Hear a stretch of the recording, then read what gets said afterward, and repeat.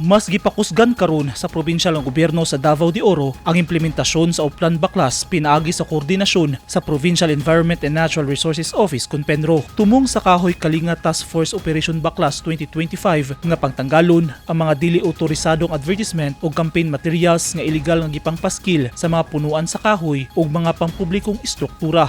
Subay sa istriktong pagpatuman sa Republic Act 9006 con Fair Election Act, din ginabawal ang pagbutang ug mga campaign paraphernalia sa mga kahoy, tulay ug ubang public structures. Suporta sab kini sa Provincial Ordinance No. 05 Series of 2009 diin giban ang pagbutang sa mga advertisement materials sa mga punuan sa kahoy daplin sa kalsada sa Davao de Oro aron maminti na ang kahinlo, lunhaw ug luwas nga palibot. Gisugdan ang operasyon sa Oplan Baklas niadtong Abril 2, 2025 sa nagkadaiyang mga barangay sa Mawab, Mako, Mabini ug Pantukan. Ang gihimong aksyon sa gobyerno nga pagpanalipod sa mga kahoy nagpakita nga dako kining ikatabang sa pagtubag sa epekto sa climate change, lakip na global warming o water depletion.